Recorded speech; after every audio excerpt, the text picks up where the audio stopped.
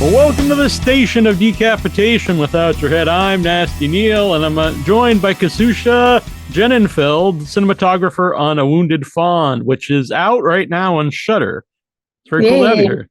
Thank you so much for having me. I'm so excited. Yeah, it's an awesome movie. I was at when it played in Fright Fest in London, and it's cool to have seen it get on Shudder so quickly. Yeah. No, we're super excited. Also, nice lights. I love. Oh, thank you. Yeah, lights. Holiday cheer. Right. Yeah, and the hat. Yeah, this is a Krampus hat that was knitted for me. Oh my God, that's amazing. And I thought it kind of fit the movie in some way. I don't know. So, what interested you in Wounded Fawn? I feel like the first time I laid my eyes on the script, I was immediately just so captivated by it. I thought it was just so well written, and I loved the different, the two acts that was presented. And I think there's something really interesting about the shift that happens in the film. And just, I've always been super fascinating with mythology. And I thought like the script was just right up my alley. And when Travis, approached me, he told me right away, we're shooting this on 60 millimeter film. And I was like, okay, say no more. I'm ready to dive in. Yeah. So had you worked with film before? Yeah. Actually, I feel like when I started, doing cinematography, my first projects were shot on film. So it's always been something that I've been super, interested in, and the medium that I'm really familiar with, which I'm assuming, I think that's why, me and Travis hit it off so well, because I was able to, have that expertise going into A Wounded Fawn. Yeah. Now, had you worked with Travis before? No, first time collaboration. But yeah, it was great. I'm just so excited to see that the film is getting such good praise, and people are really connecting with it. So yeah, which is, it's an unusual movie. So, I didn't know if it would be for everybody, but it does seem like people are really into it. Yeah. I feel like, it's one of those scripts that you read where it's like, this could be really, really successful, or this could also flop because it is such a weird story, weird script, and the way that it was approached. But I'm so excited that people are connecting it with so well, because it is very bizarre, and I think it does take a certain person to like the film. But I think everyone that's seen it, that have talked to me about it, have really, really connected with it, which is like, can't really ask for anything more than that. And with the two acts, as you brought up, because they're so different, it's kind of, the first part's almost like a traditional horror movie, and then it becomes very surreal and weird. Are you thinking right away, like, how am I going to shoot these two different parts so they look different? Yeah, absolutely. I think one of the first things that me and Travis talked about was, how do we make it feel different, look different? Because there is such a big shift, when Bruce gets hit on his head, like the world changes, as now we're diving into the dream state, that the surreal world that is really happening in his head, so it's like, how do we show that?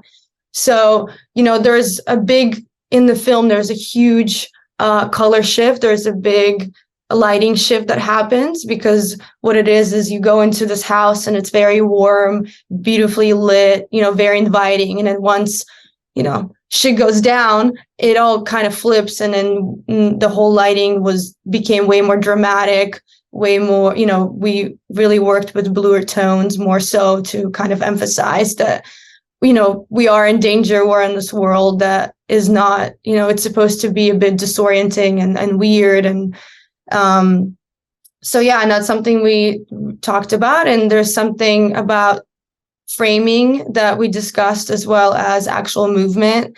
Like, for example, in the first act, everything that you see is shot either on sticks or dollies, so it's very kind of more control environment. So you could kind of feel that when you're diving into the story, it's, we're really trying to stick with the classical rules of cinema to show, how the characters are feeling. And when you go into act 2, everything is kind of more chaotic. Everything is shot handheld. So it just has a different feel. And I think that, viewers don't necessarily need to know exactly like what we use, but I feel like it does, translate to audiences. Yeah, even if you don't know like the technical side, your eyes and your brain like can tell that it's different. Yeah, exactly. Yeah. And since you are using film, and you start to do different techniques, like do you do tests with those so you don't film a whole bunch of stuff that's unusable because film costs a lot more than filming in digital. Yeah, yeah. I feel like me and Travis have really needed to, shot list and really talk about exactly what we're getting because, yeah, you have limited amount of takes, you have limited amount of time. You can't just roll on a close up forever. It needs to be very controlled. But I think, we had a lot of time in pre-production to really discuss the film and really plan out every single scene because of that reason. It's really something that we needed to do. And yeah, I mean, that's something why I love shooting on film so much is the discipline that it takes. When you're on set, it just feels, it's a different environment. Everybody feels so much more focused because they know, okay, we have limited amount of takes. We can't just mess around. It needs to be something that is, very well thought out. And it's nice. It creates a really nice atmosphere, I think. Not that much experience, but I just did a film on film. I was in it, Oh, shot a 16 amazing. millimeter, and it wasn't like necessarily nerve wracking, but you do go in knowing that like, if I mess up, I can just keep taking take after take. It's like you want to get it done, which I think there's pluses and minuses. That the big plus is everyone is Mhm. prepared to like, let's just do this and do it right. Yeah, yeah, exactly. And I think, obviously we did have room to play. It wasn't that Right, right. cutthroat. Like there definitely were times where we just wanted to roll on something and to see how it worked out without rehearsing, just to see how, our characters could play in the scene. But yeah, it definitely, I love working that way because it's like you have a plan and you stick to it, but also you could deviate from it and kind of play around more, which is, I think fun for everybody. You mentioned being a fan of mythology. Now, I like mythology too, but like I didn't know the actual mythology of the Furies, I believe they're called.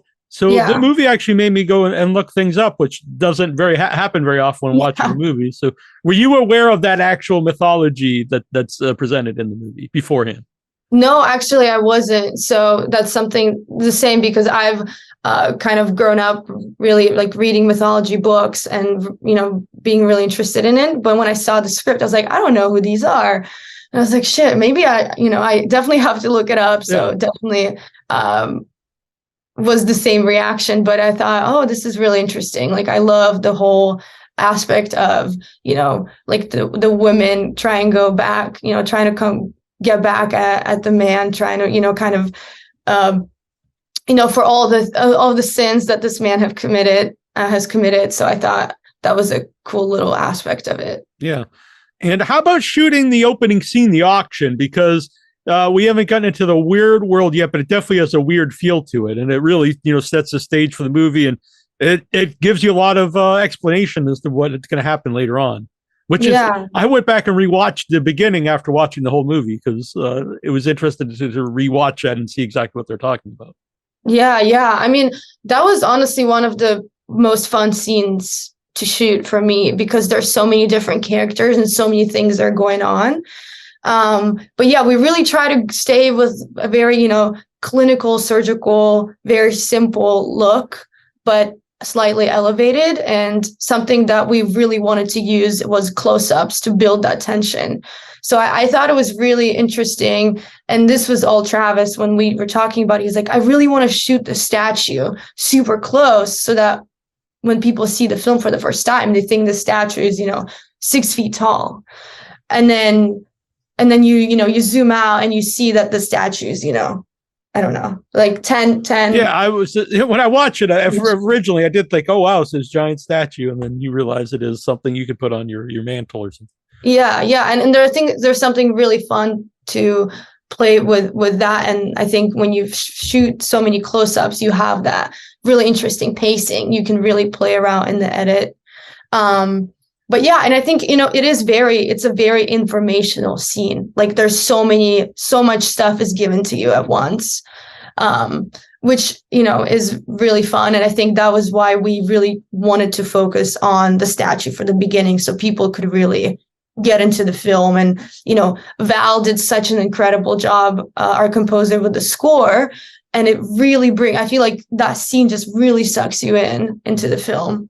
Yeah, I talked to Val, who's really interesting interview. And so did you get to hear any of his score beforehand, or is it do you hear it all after you shot everything?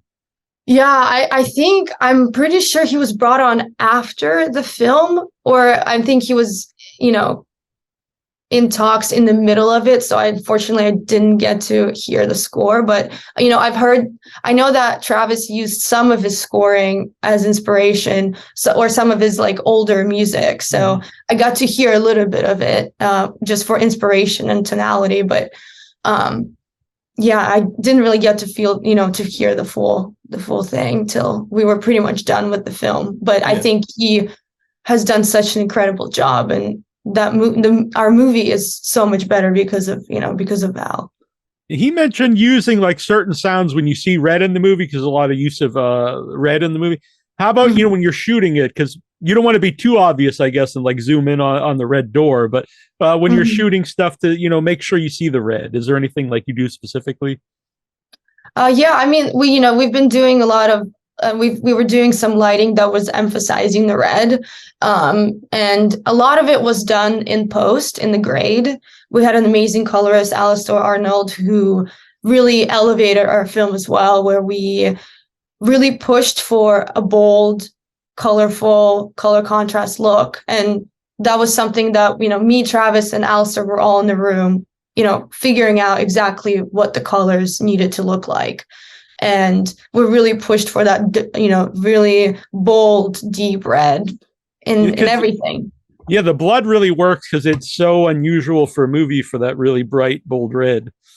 And it looks almost like paint, which I think adds to the movie. Yeah, no, it was so fun. And, our biggest inspirations were 70s slasher films and how they looked like. And that's also why we wanted to shoot on film and why we chose such bold colors.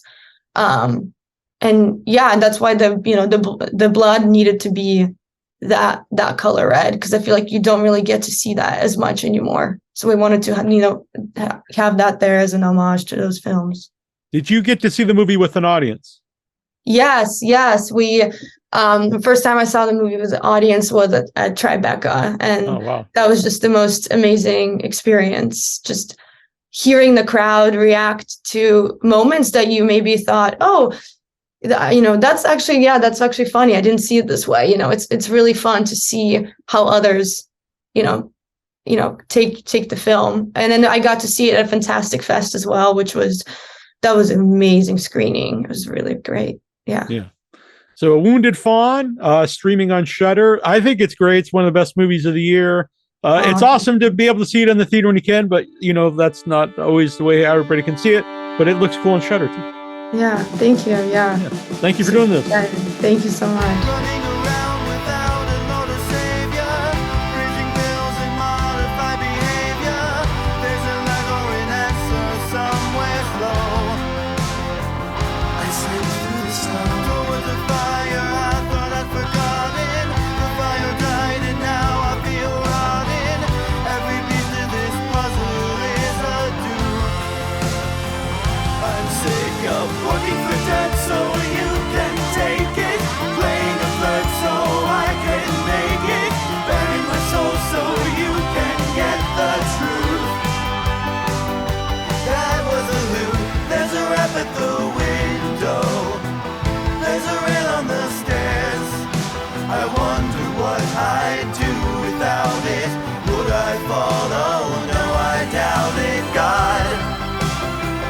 Such a simple man. He knew that life was all too precious, but even he could not protect us from ourselves. Is it all a dream? This life that we perceive, is it all a dream? For this American life, I'm a queen of swords in my dominion. In the court of law, my home's my kingdom. But my search for God has destroyed that home. I